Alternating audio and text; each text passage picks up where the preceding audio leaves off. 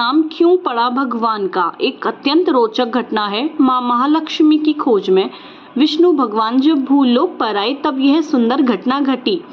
भूलोक में प्रवेश करते ही उन्हें भूख एवं प्यास मानवीय गुण प्राप्त हुए। भगवान श्रीनिवास ऋषि अगस्त्य के आश्रम में गए और बोले, मुनिवर, मैं एक विशिष्ट कार्य से भूलोक पर आया हूँ और कलयुग का अंत होने तक यहीं रहूंगा। मुझे गाय का दूध अत्यंत पसंद है और मुझे अन्न के रूप में उसकी आवश्यकता है। मैं जानता हूँ कि आपके पास एक बड़ी गौशाला है, उसमें अनेक गायें हैं। मुझे आप एक गाय दे सकते हैं क्या? ऋषि अगस्त्य हंसे और कहने लगे, स्वामी, मुझे पता है कि आप श्रीनिवास के मानव स्वरूप में श्री विष्णु हैं। मुझे अत्यंत आनंद है कि आप विश्व के निर्माता और शासक स्वयं मेरे आश्रम में आए हैं और मुझे यह भी पता है कि आपने मेरी भक्ति की परीक्षा लेने के लिए यह मार्ग अपनाया है। फिर भी स्वामी, मेरी एक शर्त है कि मेरी गौशाला की पवित्र गाय केवल ऐसे व्यक्ति को मिलनी चाहिए जो उसकी पत्नी के संग यहाँ आए। भगवान श्रीनिवास हंसे और बोले, ठीक है मुनिवर, तुम्हें जो चाहिए वह मैं करूंगा। ऐसा कहकर वे वापस चले गए। बाद में भगवान श्रीनिवास ने देवी पद्मावती से विवाह किया।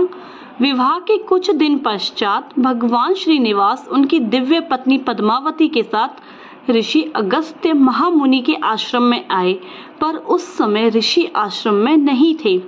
भगवान श्रीनिवास से उनके शिष्यों ने पूछा, आप कौन हैं? प्रभु ने उत्तर दिया, मेरा नाम श्रीनिवासन है और ये मेरी धर्मपत्नी पद्मावती हैं।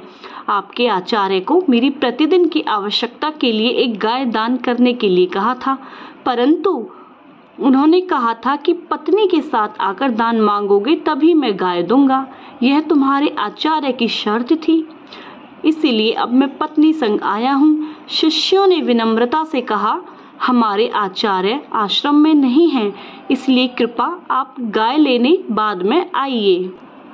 श्रीनिवासन हंसे और कहने लगे, परंतु मैं आपकी बात से सहमत हूँ, परंतु मैं संपूर्ण जगत का सर्वोच्च शासक हूँ, इसीलिए तुम सभी शिष्यगण मुझ पर विश्वास रख सकते हैं और मुझे एक गाय दे सकते हैं। मैं फिर से नहीं आ सकता। पर शिष्यों ने कहा कि हम अपने आचार्य की आज्ञा के बिना कोई भी काम नहीं कर सकते। श्रीनिवासन ने कहा, ठीक है, अपने आचार्य से कहना हम आए थे। ऐसा कहकर वे वहां से चले गए। थोड़ी देर पश्चात ही ऋषि अगस्त्य आश्रम में पहुंचे। शिष्यों ने श्रीनिवास और उनकी पत्नी के बारे में आचार्य को बताया। मुनिवर ने कहा, श्रीमन नारायण माँ लक्ष्मी संग मेरे आश्रम में आए थे, दुर्भाग्यवश मैं आश्रम में नहीं था। बड़ा अनर्थ हुआ। ऋषि तुरंत गौशाला में दाखिल हुए और एक पवित्र गाय लेकर भगवान श्रीनिवास और देवी पद्मावती की दिशा में भागते हुए निकले। थोड़ी दूरी पर उन्हें श्रीनिवासन एवं पत्नी पद्मावती नजर आए। उनके पीछे भागते हुए ऋषि ने तेलुगु भाषा में पुकारने लगे, स्वामी गोवु इंदा। तेलुगु में गोवु अर्थात गाय और इंदा अर्थात ले जाओ। स्वामी गोवु इंदा, स्वामी गोवु इंदा, स्वामी गोवु इंदा। कई बार पुकारने के पश्चात भी भगवान ने नहीं देखा। इधर मुनि ने अपनी गति बढ़ाई और स्वामी ने पुकारे हुए शब्दों को सुनना शुरू किया। भगवान की लीला, उन शब्दों का रूपांतरण क्या हो गया?